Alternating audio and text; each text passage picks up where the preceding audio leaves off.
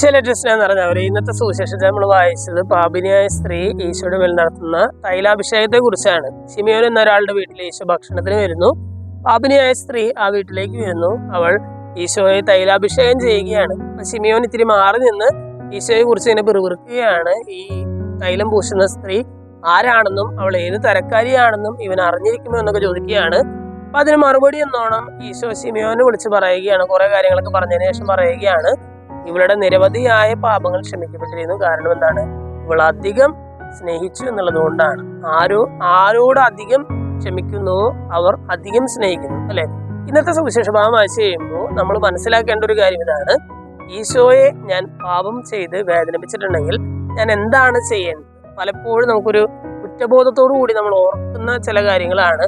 ഞാൻ ചില പാപങ്ങൾ ചെയ്ത്, ചില പാപങ്ങൾ ആവർത്തിച്ച് ചെയ്ത് ഞാൻ ഈശോയെ വേദനിപ്പിച്ചു, ഇനി ഞാൻ എന്താണ് ചെയ്യേണ്ടത് എന്നുള്ളൊരു ബോധം, ചിലപ്പോഴൊക്കെ ഒരു കുറ്റബോധമൊക്കെ ആയിട്ട് നമ്മുടെ മനസ്സിൽ തങ്ങി നിന്നേക്കാം.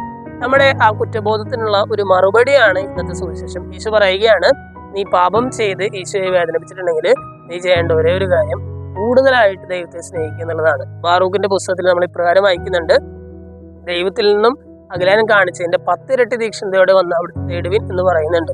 എന്ന് പറയുന്നത് പോലെ തന്നെ ഇന്നത്തെ സുവിശേഷത്തിൽ ഈശോ പറയുകയാണ്, നീ പാപം മൂലം ദൈവത്തെ വേദനിപ്പിച്ചിട്ടുണ്ടെങ്കിൽ കൂടുതലായിട്ട് ദൈവത്തെ സ്നേഹിക്കാനായിട്ട് ശ്രമിക്കുക. സ്നേഹമുള്ളവർ ഇന്നത്തെ സുവിശേഷ ഭാഗം വായിച്ചു കഴിയുമ്പോൾ ദൈവത്തെ കൂടുതലായിട്ട് സ്നേഹിക്കാനുള്ള, അങ്ങനെ നമ്മുടെ പാപങ്ങൾക്ക് ഒരു പരിഹാരം ചെയ്യാനുള്ള ഒരു കൃപയ്ക്കായിട്ട് നമുക്ക് പ്രാർത്ഥിക്കാം. ദൈവം നമ്മെല്ലാവരെയും സമൃദ്ധമായിട്ട്